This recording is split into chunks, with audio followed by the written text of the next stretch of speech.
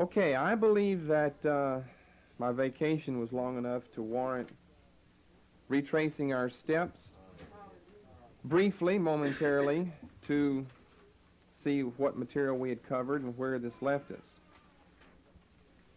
We had looked at God's determination and man's detection of canonical status in books. And we had just begun several weeks ago, whenever our last teaching was, on what I said was a new section, a new division, the historical formation of the canon. And then we said we would break that up into Old Testament and New Testament. And so we began officially and initially on Old Testament canonicity, whenever that message was several weeks ago, the historical formation. How did the Old Testament canon, then we'll do the same thing for the New, historically assume its present form? We were asking several questions. What were the steps and processes, and who were the people involved in this formation? And what connections, if any, exist between canonization and the divisions of the Jewish canon?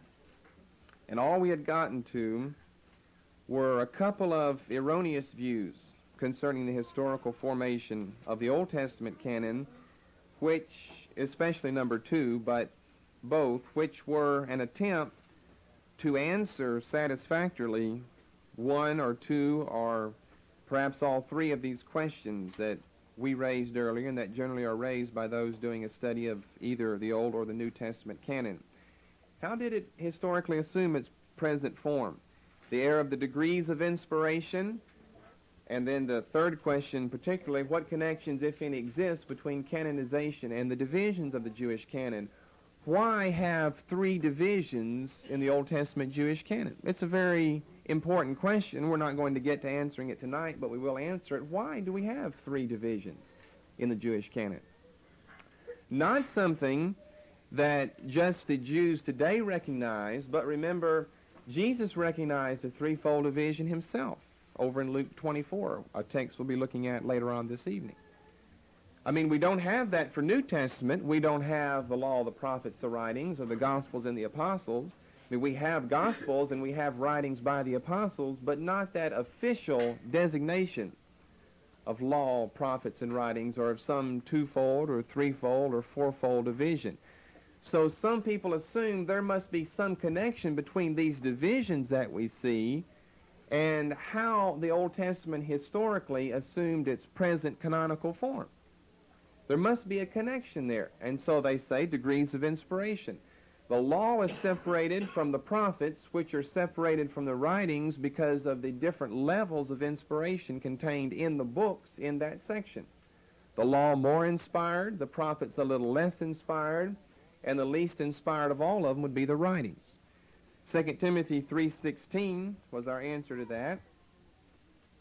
Paul said all Scripture is given by inspiration of God, and he doesn't say that there's some Scripture not quite as inspired as other Scripture.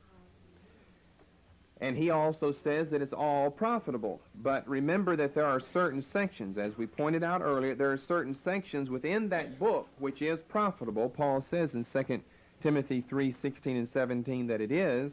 But there are certain sections, like the genealogies and chronicles, that obviously are not as profitable spiritually. Now, historically, they tell us something we couldn't find out any other way. You can read 2 John. It has a lot of doctrinal information, but it could never give us that genealogy that Matthew 1 gives us, or that we have over in Luke's account of the genealogy. So they're profitable, but whether or not it's profitable spiritually, and that, remember, is what most Christians and charismatics are looking for. Will it profit me spiritually? And if it doesn't, then they don't want to read it. But Paul says it's all profitable, but it's for different purposes, for a historical review or for some spiritual benefits. Then in the second place, the era of the progression in canonization. Again, trying to answer that question in the affirmative, what connections, if any, or do connections, if any, exist between canonization and the divisions of the Jewish canon? What connections, if any? We're not saying that there are any connections between canonization and the divisions of the Jewish canon.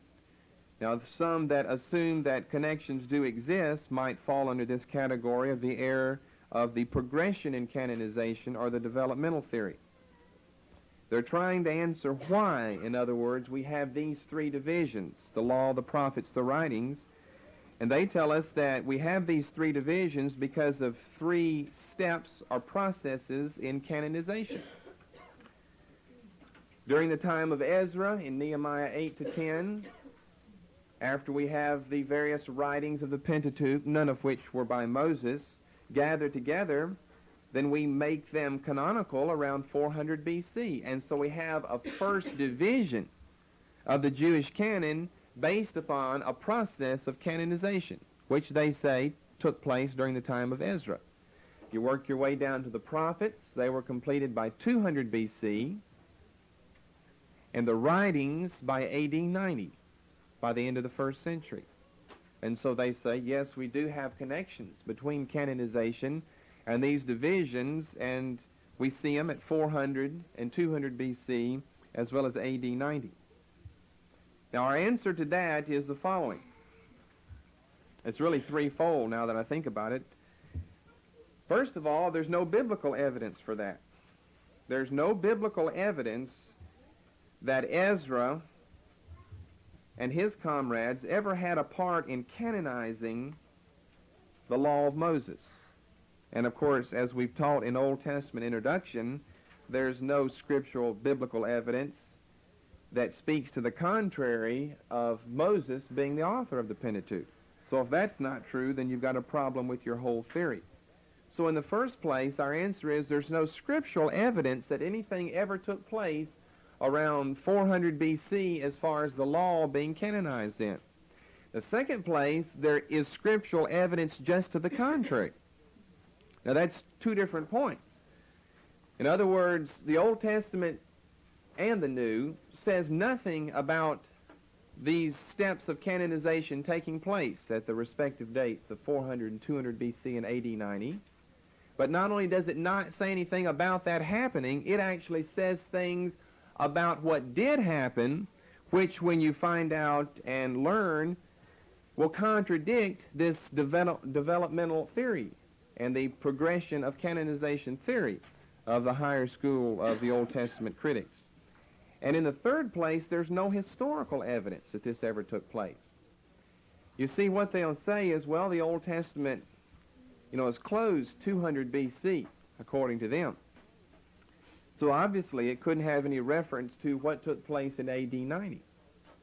But you see, we can get outside of the biblical confine into the historical realm, and although there was a man named Ezra, he did live around 400 BC, although there was a Maccabean period during the 200s and 100s BC, although there were discussions, more than one as a matter of fact, at Jamnia in Israel in AD 90 as well as around AD 116, there is still no historical evidence that any of these meetings where men were gathered together discussing anything about the Bible had something to do with canonization.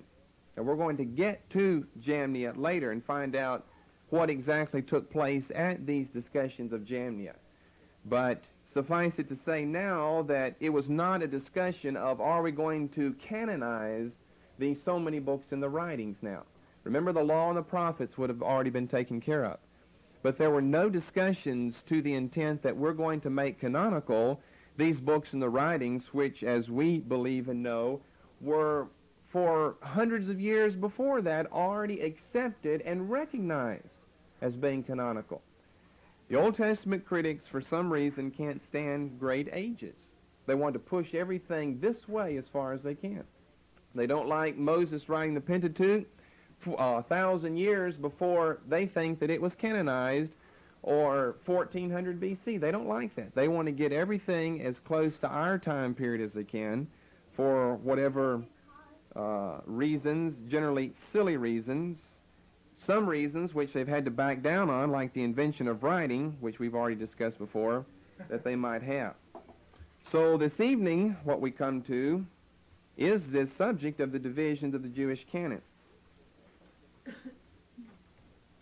Some of this is familiar knowledge as far as its existence. We all know, or we all should know, that sometimes the Old Testament is spoken of as the law and the prophets. So you see two divisions there. We speak of it, Jews today, it's in the Hebrew Bible today, speak of it as the law and the prophets and the writings. So it's common knowledge that there were and still are divisions in the Jewish canon, and we want to look in detail at what these divisions were, when these divisions originated, and upon what basis were the Old Testament books relegated to either the law, number 2, the prophets, or number 3, the writings. And so if you're following along thus far, you want to go now to what types of divisions are generally recognized for the Old Testament canon. Now remember, this is a charismatic school. Questions are raised in school and answered. You don't just get lectures all the time. So if you have questions as we go along, don't wait until I'm on the way out the door and then you find out the answer, but no one else does. It's a charismatic school. Don't 15 people raise your hand now just because I said that. But it's a charismatic school, so if there are questions, you're free to ask them before we go on and get to something else. This is probably a dumb one, but where are we on the outline? Where are we on the outline? I could be asking that myself. No, I think we're way off the outline, if I remember correctly. Let's see. We're over on page 4.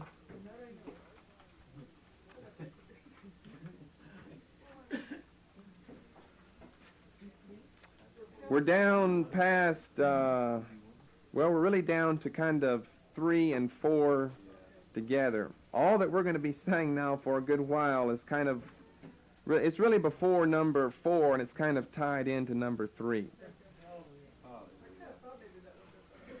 But remember that we didn't plan on saying all this when we began the class. When I typed up the outline, we're adding a lot more material because we're going to go ahead and cover it thoroughly now.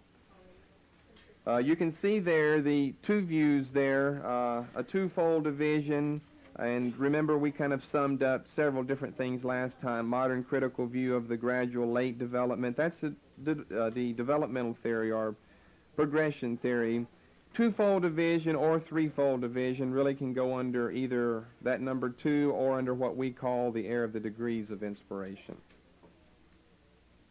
Correct conservative view of Old Testament canonization, well, we haven't really gotten into how everything was canonized and when that took place, so we haven't gotten that far yet. Okay, we're going to begin with the threefold division of the Old Testament and see where a threefold division has been recognized. I think I've got about a half a dozen places. A threefold division. Now we can begin by saying that the Old Testament itself does not give us this threefold division. Obviously, the only way it could is the very last book, the very last author, speaking of the law and the prophets and the writings. Moses couldn't be speaking of that because nothing was written at his time except the law. Many of those the writings couldn't be saying that because some of the writings were not written as well as some of the prophets, and the same is true with those that wrote prophetic books. Some of the prophets wrote before others, and some of the writings came after some of the earlier prophets. So, again, we're not going to find somewhere in the Old Testament this threefold division. So where do we find it to begin with? The first place it appears is in the prologue to the apocryphal book known as Ecclesiasticus. This is the earliest historical reference. Now remember, there's no Old Testament biblical reference, but this is the earliest historical reference to a threefold division of the Jewish canon in the prologue to the apocryphal book known as Ecclesiasticus. And as a matter of fact, it's found 3 times there just in the prologue. Now you're supposed to, on the side, as we go along, be getting a hold of this material, the pseudepigrapha, the apocrypha, the apostolic writings of the fathers, and so forth. So you find Ecclesiasticus, it's a long book, the prologue is very short, and right in the prologue, 3 times we're already finding a threefold division to the Old Testament canon. Now, the prologue was written by the grandson of the author of the book. And the prologue, which was written by this grandson, was written in 132 B.C. Generally, you'll see a date for his grandfather, and therefore a date for the book, somewhere around 180 or 190 B.C., but you might just want to call it 200 B.C. because it's easier to remember. So the date for Ecclesiasticus would be 200 B.C. It was written by Jesus, the son of Sirach, and it's his grandson in 132, who's translating the book from Hebrew to Greek, and in the process, he writes a prologue to his grandfather's work. All of that is just common knowledge about the book of Ecclesiasticus. And I'm going to give you the three quotes, all found in the prologue by this grandson of Jesus, son of Sirach, where we find a reference to the threefold division. And this is in quotation marks. Number one. I can't give you the whole sentence there. You can study that yourself. But I'll give you the quotation. Number one, he speaks of, quote, the law, the prophets, and others that followed them. Then number two, he speaks of the law, the prophets, and other books of the fathers. Now, what we're looking at are the divisions of the Jewish canon, and in the first place, the threefold division. And its earliest reference is here in Ecclesiasticus. And if the grandson is writing in 132 B.C., translating the Hebrew Ecclesiasticus edition to a Greek version so that those in his day can read it, then obviously as early as 132 B.C., there was recognized among the Jews a threefold division to the Old Testament canon. Now, does that tell you anything right away about the erroneous theories and views that we've already looked at? We're at 132 B.C. And by the way, he is writing this prologue in reference to his grandfather and to what his grandfather believed. So, in other words, what we could really say is that 200 B.C. was the earliest date that we historically know of when the Jews recognized a threefold division to their Old Testament. Hallelujah. Now, what does that tell you right away? Can someone put the dates and the pieces of the puzzle together? The Council of Jamnia was AD 90 when the writings were canonized. We are 300 years before that. In the prologue to Ecclesiasticus, 200 B.C., and someone, they must be mixed up, someone is recognizing a threefold division to the Old Testament canon. By the way, the prophets was just canonized maybe the day before he wrote Ecclesiasticus. So how are we going to have the prophets in there when they're so new? And of course we couldn't have the writings. That's 300 years after him. So right away, that hurts developmental theory because the dates are wrong. Okay, so number one, I said law, prophets, and others that followed them. Now it doesn't tell us that much, but it tells us that we've got a threefold division. Doesn't tell us how many books we have. It does tell us that some of them are considered law, some of them considered prophets, and then the others, we don't know what they are. They're probably not law and they're probably not prophets, or they would have been put under that. We don't know what they are, we don't know how many there are, but we know that there are three divisions, the law, the prophets, the others that followed. Number two, the law, the prophets, and other books of the fathers, obviously of the early Jewish fathers. Number three, the law, the prophets, and other books. And that's all found in just a couple of paragraphs in the prologue. So it's the earliest historical reference. It's the earliest of any type of reference, either historical or biblical, where we have a mentioning of the threefold division of the Old Testament canon. Now, to move along, we're looking at where we find references to this division. The next in order chronologically, and the first biblically, is found over in Luke chapter 24 and verse 44. Now this is the second earliest reference to a threefold division of the Jewish canon, but it is the number one earliest reference as far as a biblical reference is concerned. As a matter of fact, you could even go a little further and say it's the only biblical reference that we have to a threefold division of the Jewish canon. Luke 24:44, spoken by Jesus himself.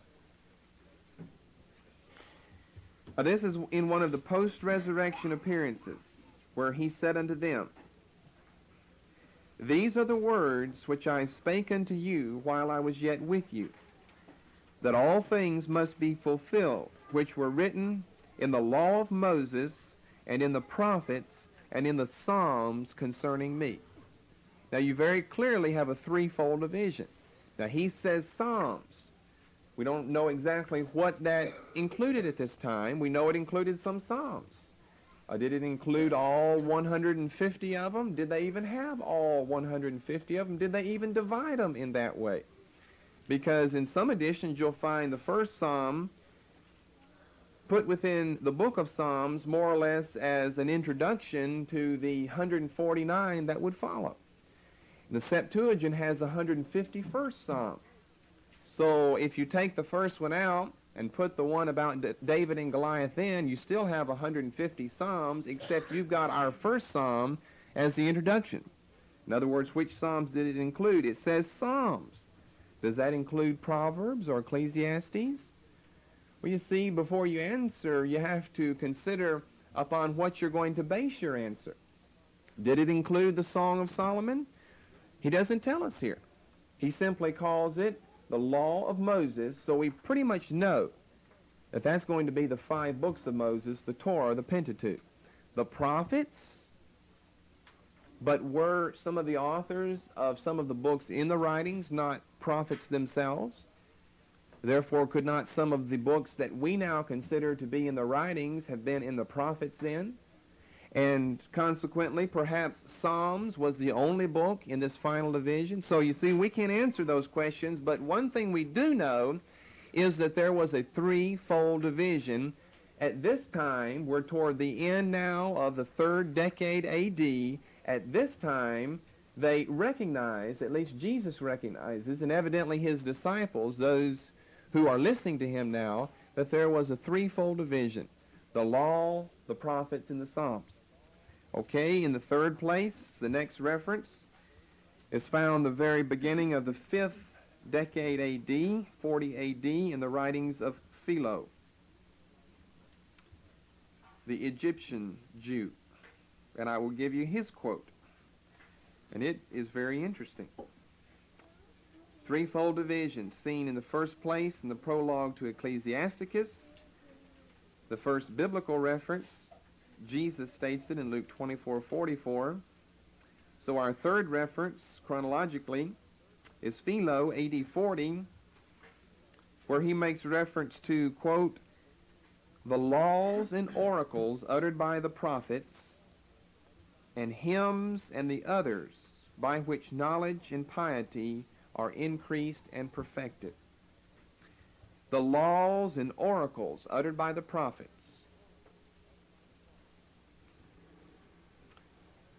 Two divisions there, laws and the prophets.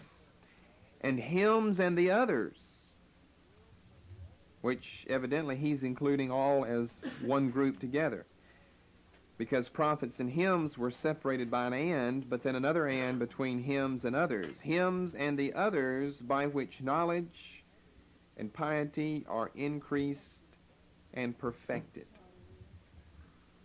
Hymns, well, we know that's probably the book of Psalms, because they're hymns. What about the song? If a song is not a hymn, then we don't know what is. So he said evidently that the Song of Solomon would be one of these hymns by which knowledge and piety are increased and perfected. But in this third division, it's not hymns alone, it's others. In other words, this must be a certain type where some of them are hymns, others are probably similar to it, but can't be actually considered a hymn, H-Y-M-N, so he simply calls them others. Now, it couldn't be the law of Moses, and it couldn't be the prophets, the oracles of the prophets, because he's mentioned that before.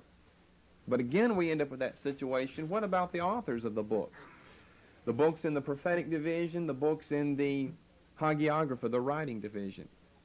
What were the authors and what role did they stand?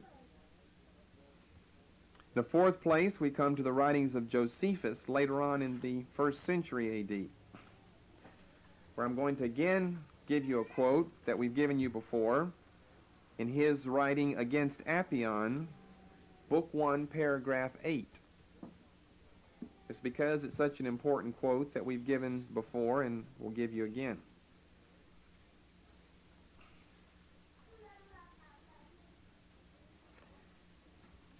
Now we'll get it on tape so you can get it off tape, but it's too long to write down. But I'll sum up at the end what you need to have. It's a long paragraph. Josephus wrote in very long paragraphs. And so in this 8th section he says, "For we have not an innumerable multitude of books among us, disagreeing from and contradicting one another, as the Greeks have, but only 22 books." Now we can stop here and make a comment that you can put out beside Josephus' reference. Here is the first time that we have a reference to the total number of books involved. In all of these other references, we have the mentioning of 3 divisions: the law, the prophets, the others, the writings of the fathers, the oracles of the prophets, the hymns, the psalms.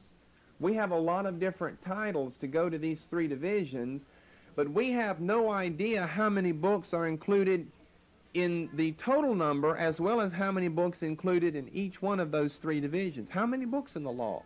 How many in the prophets? How many in the hymns and others, by which knowledge and piety are increased and perfected? We don't have any idea. So far, we haven't seen any total numbers. Here, for the first time, Josephus tells us we have 22 books. Now, he's going to tell us even more than that, which contain the records of all the past times, which are justly believed to be divine. And of them, 5 belong to Moses. Now, for the first time also, he's going to tell us how many of these 22 books fit under these 3 respective divisions. Of them, 5 belong to Moses, which contain his laws and the traditions of the origin of mankind till his death. He says this interval of time was little short of 3,000 years. But as to the time from the death of Moses till the reign of Artaxerxes, king of Persia, who reigned after Xerxes, the prophets who were after Moses wrote down what was done in their times in 13 books. So again, he gives us another very important, crucial number: 13 books in the prophets. Now you can do your own subtracting or listen to the next sentence. The remaining 4 books, you'd only have 4 left from the 22 total. The remaining 4 books contain hymns to God and precepts for the conduct of human life. So you need to remember Josephus' division as the 5-13-4 division. It's going to be different than all of the other ones, and it's simply known as the 5-13-4 division. Now, another note that comes to mind that you can add along with that. We're giving you, I can tell, a lot of information because I'm thinking of it as I go along here. Although for the first time we're given the total number of books, 22, and although for the first time we're given a breakdown for the threefold division on how many books fit under each one of those, 5, 13, and 4, we've not before and we're not now, we still are not given which books fit under those divisions. He says 5. We know which 5 those are: Genesis, Exodus, Leviticus, Numbers, Deuteronomy. 13 prophets. We know there were 12 minor prophets, so there's 12 out of the 13 right there. And Isaiah, Jeremiah, Ezekiel, and Daniel were all prophets, so you've gone over your 13. And he says 4 of them are hymns. Well, probably Psalms would fit there. But what else in the Old Testament, the song, what else in the Old Testament could be considered a hymn? As well as, he says, precepts for the conduct of human life. So although we've gotten 2 benefits in the total number of books and the threefold breakdown, we still don't know which books fit under these divisions. Then he goes on, "It is true our history hath been written since Artaxerxes very particularly, but hath not been esteemed." He's talking about the apocryphal writings. "But hath not been esteemed of the like authority with the former by our forefathers, because there hath not been an exact succession of prophets since that time. No one has been so bold as either to add anything to them, to take anything from them, or to make any change in them. So we're down now towards the end of the 1st century A.D., and we're finding our 4th reference. Then, in the 5th place, still referring to the threefold division, we have to go all the way down to the time of the Father Jerome. Remember, we use the term father not in disobedience to what Jesus said in Matthew 23, but because it's the generally accepted way of referring to these fathers, these men, whenever you study church history. So we're down to 400 A.D., the time of Jerome, and he mentions the law, the prophets, and the writings.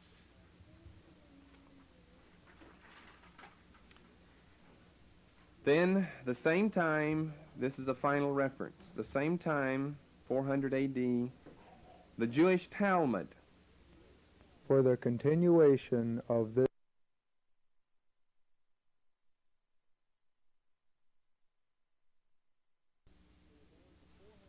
So we're down to 400 A.D., the time of Jerome, and he mentions the law, the prophets, and the writings.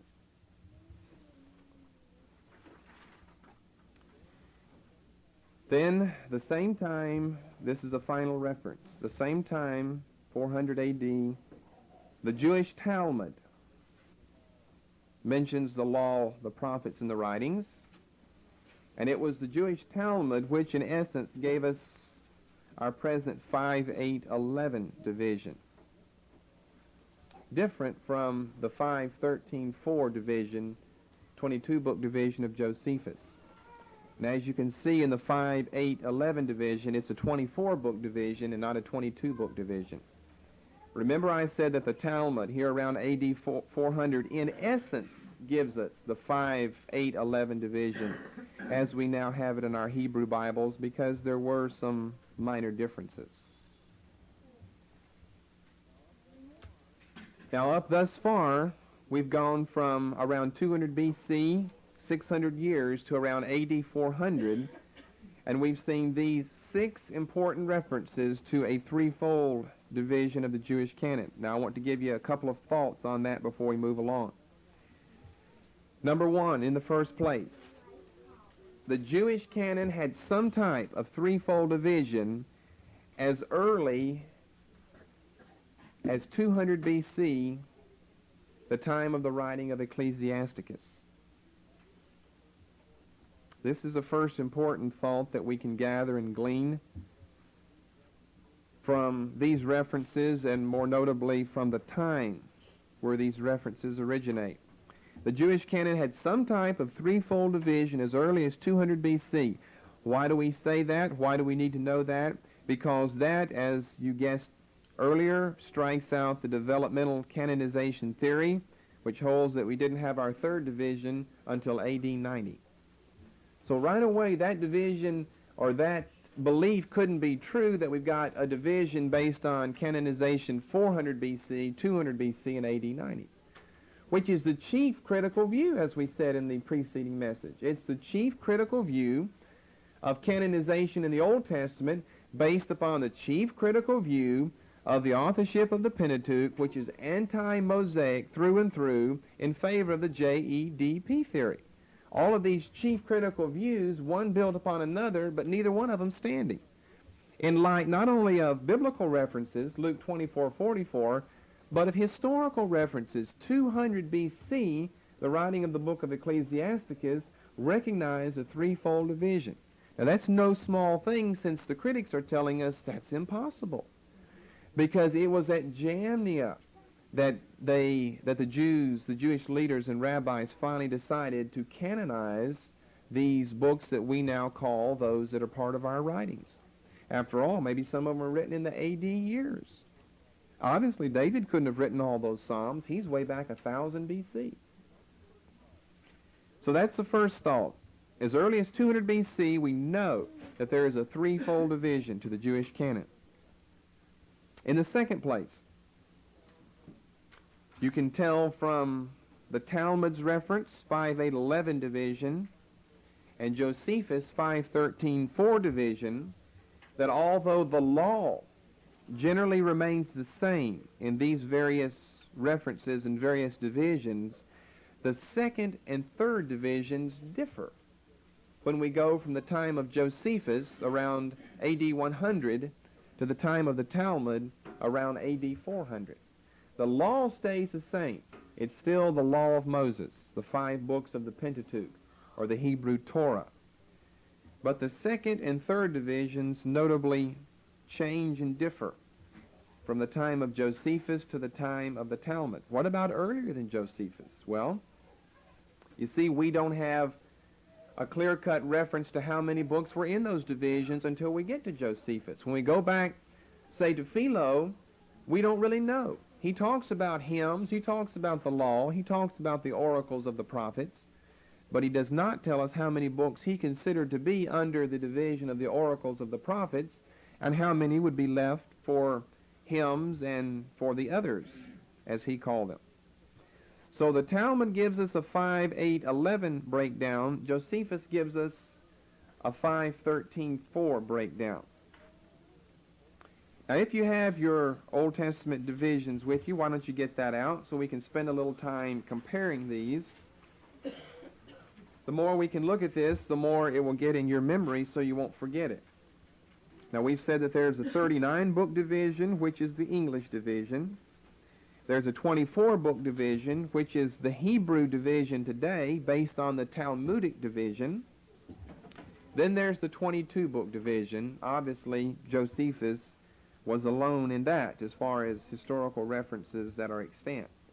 39, 24, 22 book divisions. 2 of them being Jewish, 1 of them being English. Now we start with the 39-book division. Here we have, as we're going to find in these other 2 divisions, the law containing 5 books, which, very importantly, never seems to change. It doesn't matter whose division you follow. That is the high esteem in which the law was held by the Jews. And it's carried over into our English division, that it is separated from all others and kept by itself, but such is not true with the other books, because we've got 1 book in this division according to one author, and then in the opposite division according to another author. But no one fools around with the law of Moses. They leave those 5 books by themselves. Then in the second place, the law of the prophets, the writings, we have the prophets. How many books do we have in the prophets according to our English division? The prophets. How many books in the prophets according to the English 39-book division? 21. 21. We've got 6 former prophets, Joshua, Judges, 1-2 Samuel, 1-2 Kings. We have 15 latter prophets, 3 major, 12 minor. Isaiah, Jeremiah, Ezekiel, then the minor, Hosea through Malachi. We don't call them the 12. We have to name all of them because we count their books in getting our 39-book division. Hosea on through Malachi. Then we go on to the writings. How many books do we have in the writings? 13. So in other words, our division is a 5-21-13 division, as opposed to a 5-8-11, or as opposed to a 5-13-4. The English division for the Old Testament is a 5-21-13 book division. Okay, we go on to the Talmudic division, or the present Jewish division, of a 24 book. How many in the law? Well, obviously 5. Now, in the English, for the prophets, we had 21. How many do we have for the Jewish division? 8. Okay, why do we have 8? The 12 is counted as 1, so you can subtract 11 from 21 to begin with. Why else? Samuel and Kings counted as 2 books instead of 4 books, so you can subtract 2 more books, and you subtract that from 21, you end up with 8. You count the 12 as 1, you subtract 11. You count Samuel and Kings as 2 books as opposed to 4 books. You subtract 2 more, 13 in all. Then how many does that leave us then for the writings? 11. Why do we have 11? Chronicles instead of 2 books or 1 book? Ezra, Nehemiah instead of 2 books or 1 book. And that's all we need. We've gone from 13 in our division minus 2 down to 11 in their division. That's very good. That's very right. Ezra, Nehemiah, 1 book. 1-2 Chronicles, 1 book. Now to Josephus' division, 22-book division. Again, 5. In the law, we come down to the prophets. How many did we tell you there? 13. Which 13? Right, he says, you tell us. What have we told you about these 2 divisions, prophets and writings among Josephus already? You already know one thing about it. You put Ruth with Judges and Lamentations with Jeremiah. Now that takes 2 books out of the writings, and it puts those books into the prophets. If you take Ruth, which in all these other divisions is down there in the writings, think carefully or watch your outline, and you take Lamentations, which in the 39 and 24 book division is also in the writings, and put that up there in the prophets, then you should subtract 2 from the writings from the 11 that you had in the 24 book division and end up with 9. Are you following along? Yep. We're way down to 4, though. So something else was done, which we never have told you about before. And if you add those 2 books up there, of course, you should keep the 8 division, because those are going to be counted as 1 book, and you should end up with a 5, 8, 9 division. This is what you should end up with the information we've given you.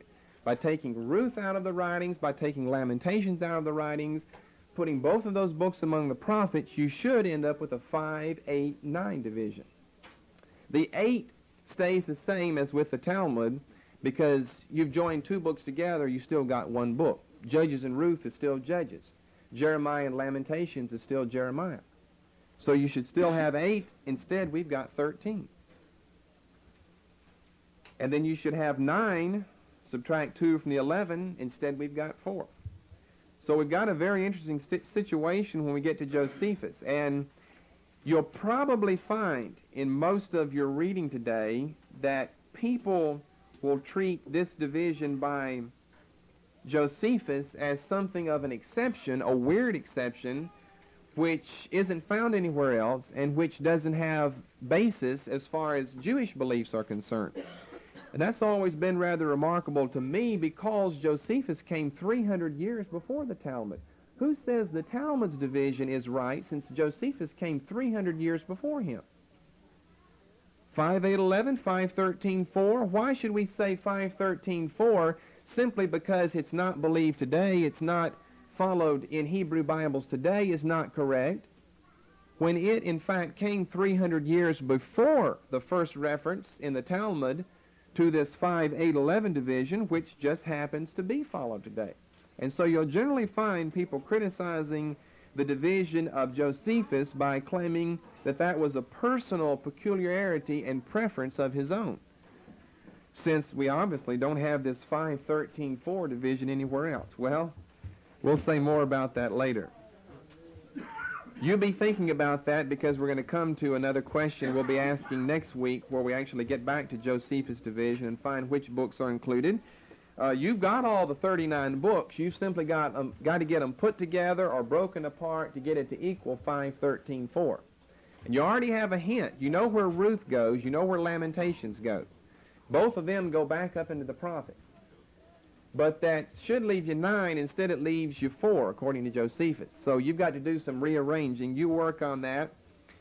I guess that can be your homework for the week, and you can find out next week how close you were to being right. 5, 13, 4. Find out what Josephus believed about the Old Testament canon. And we'll come back to that when we look at an important question.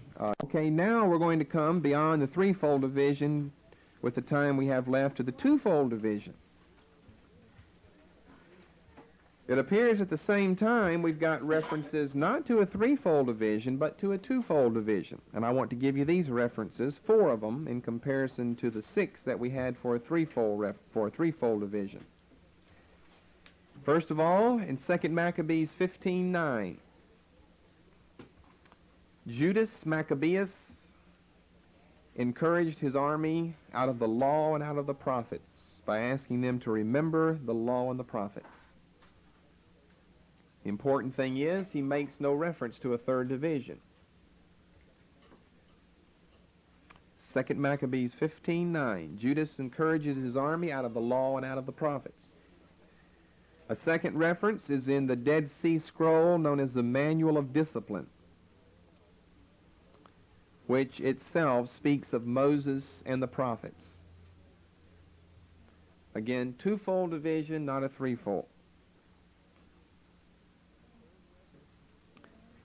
Then a third reference is in the Essene writing known as the Damascus or the Zadokite document, where we find reference to Moses and the prophets on 2 occasions. The Damascus document among the Essene writings, also known as the Zadokite after Zadok, where we've got a reference 2 times to a twofold division.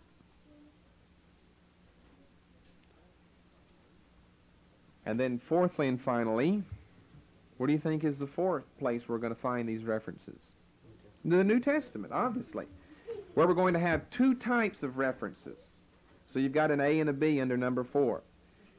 Sometimes the New Testament, as a matter of fact 10 times, refers to the Old as the law and the prophets. Let's look at these occasions. We're going to just briefly look at all of them. Matthew chapter 5 and verse 17 is the earliest one, where the New Testament speaks of the Old as the law and the prophets. Matthew 5:17. Think not that I am come to destroy the law or the prophets.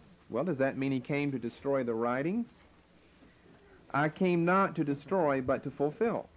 Then chapter 7 and verse 12. Therefore all things whatsoever ye would that men should do to you, do ye even so to them, for this is the law and the prophets. In chapter 11 and verse 13. For all the prophets and the law prophesied until John. That's an interesting passage. Not only did the prophets prophesy, but the law prophesied. It's a verse that can be used for several different things. Then Matthew 22:40, which we're going to skip looking at. We're going to look at it in a moment. Matthew 22:40. Next reference, Luke 16:16. The law and the prophets were until John. Since that time the kingdom of God is preached, and every man presseth into it. Hallelujah. Luke 16:16. Then over in Acts 13, we could preach a sermon, you see, from each of these verses, but we're not in the pulpit tonight to preach sermons on all these verses. Acts 13 and verse 15. And after this was in the synagogue, and after the reading of the law and the prophets, the rulers of the synagogue sent unto them, saying, Ye men and brethren, if ye have any word of exhortation for the people, then say on. And then verses 39 and 40. By him all that believe are justified from all things, from which ye could not be justified by the law of Moses. Beware therefore, lest that come upon you which is spoken of in the prophets. So he gets the 2 divisions again together here in 2 different verses of the law and the prophets. Acts 24:14.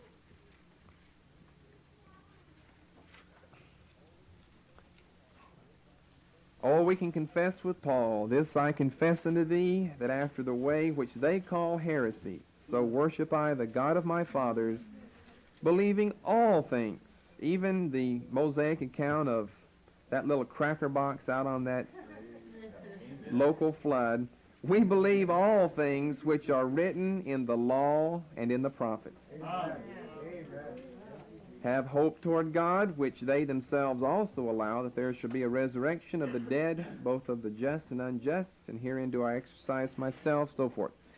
Then 28:23, which is over in the last chapter of the book of Acts.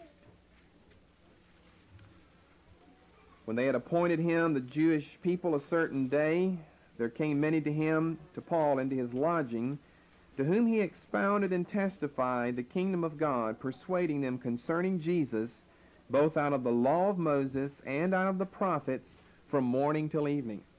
Well, you see, the interesting thing, so much of the writing in the New Testament, even as well as in Jesus' own ministry, so much of what was said as far as finding a basis for the comments that the New Testament people made went back not to the division that we know of in our English division as law or prophets, but went back to the book of Psalms, because so many references are taken out of the book of Psalms, like Psalm 22 and Psalm 16 and Psalm 110 and Psalm 68. So many of them taken out of the book of Psalms.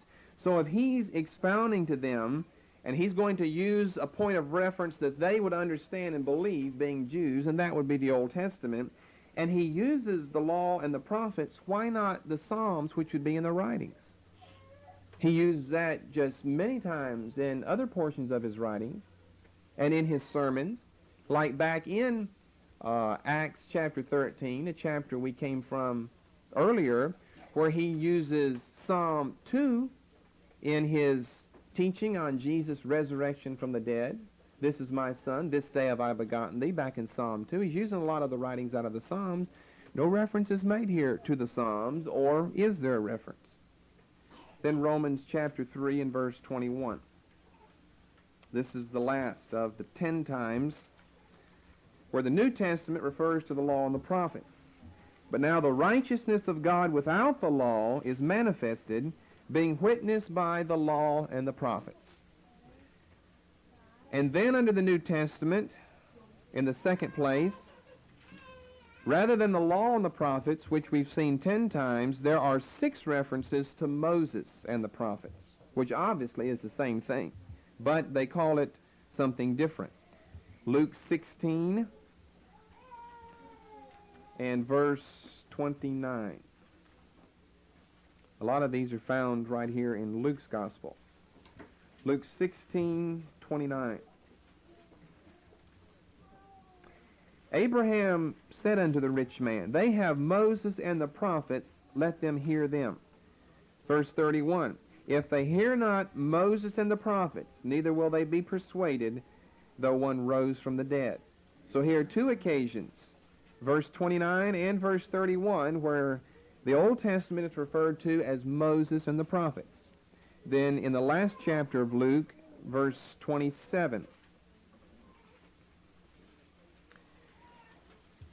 again in a post-resurrection experience, beginning at Moses and all the prophets, Jesus expounded unto these 2 disciples in all the Scriptures the things concerning himself, Moses and the prophets. Then in verse 44, Moses and the prophets. Then in John 1:45, Philip findeth Nathanael and saith unto him, we have found him of whom Moses in the law and the prophets. So it's Moses' law, not just the law by itself, but Moses and the prophets. And then in Acts 26 and verse 22.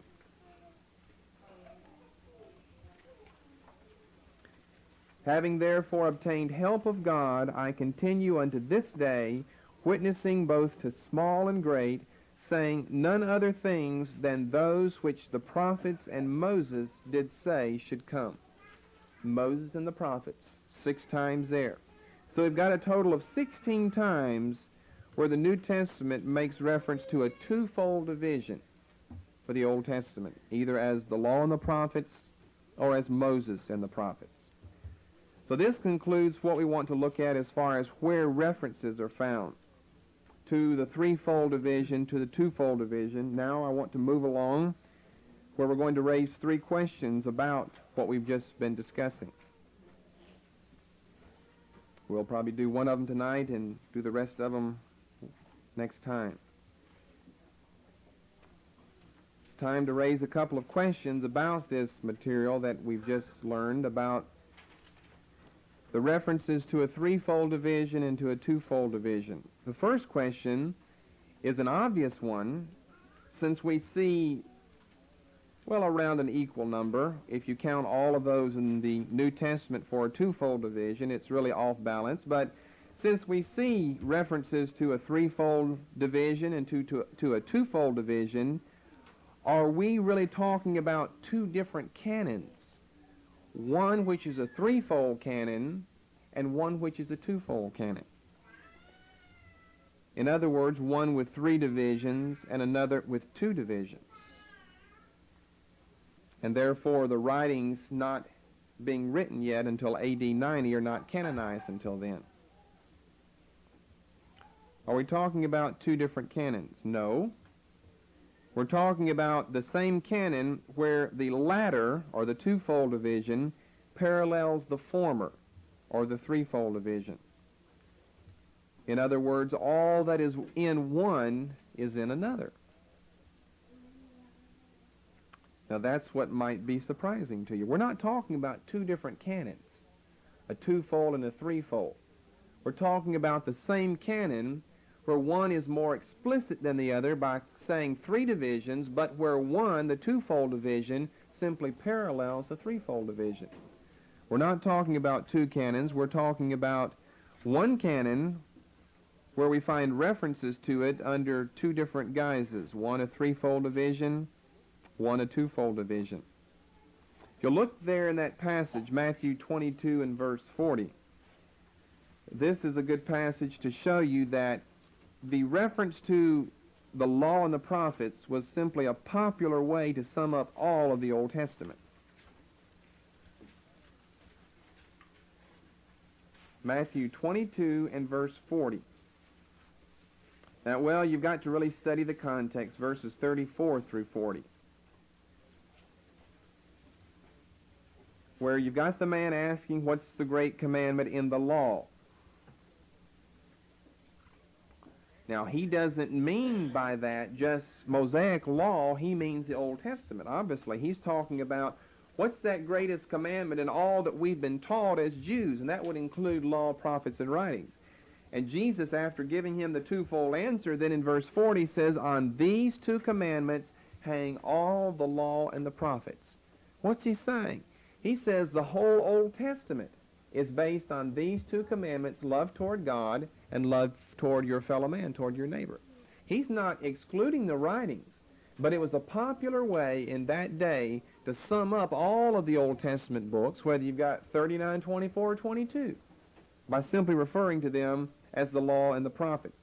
Now, if that's not enough, then turn over to John chapter 10, because some don't believe that, and it's an important thing to remember because we do see these New Testament references to law and the prophets. So are we talking about a different canon?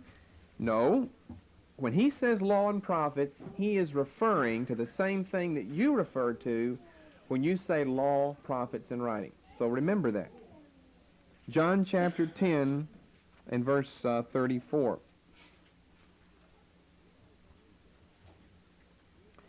Jesus answered them, is it not written, they're accusing him of making himself equal with God. Jesus answered them, is it not written in your law that I said ye are gods? Now, can you find a reference there to what text he's quoting? Psalms. And he calls it law. In other words, here's a second occasion, just like we saw in Matthew 22, where he says law and he means all of the Old Testament. So if you can use one word, law, and refer to all of the Old Testament, then why can't you, and you indeed can, use law and prophets to refer to the exact same material? In our Bible, from Genesis to Malachi, or in the Hebrew Bible, from Genesis to Chronicles, it is all the same thing. So no, we're not talking about two different canons. We're not talking about degrees of inspiration. Obviously, you can't see now a major connection between canonization and these divisions since they're called different things. The law, They're called sometimes the prophets. They're sometimes called the law and the prophets. Moses was a prophet. So why couldn't you call the law part of the prophets? Because he was a prophet. Or the law, the prophets, the writings. So we see that it can be summed up in either one of these three headings, either by one name, or by two names, or by what people just can't get away from today, all three names. And if critics don't see all three names, they say, well, see there, they're leaving out some books. But as you see here, if he can refer to Psalms as part of the law, then when they say in the New Testament the law and the prophets, then obviously the book of Psalms is included right there, as well as all of the other books. Okay, we're going to stop there, and we've got two more questions to raise and to answer next time.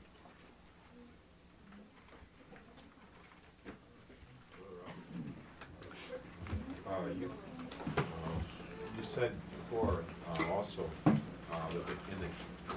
for the writings to be canonistic, they had to be written by a prophet, and which would just support that same thing. Also in Luke 24:44, it's like you said, it's a definite chart. He's been making a definite statement of the three sections, where when they saw law and prophets, it's just a generalization, and it's really clear what you said really makes sense. That's true. We'll get to using that as an argument later on when we discuss another question, who wrote the Old Testament? For a complete list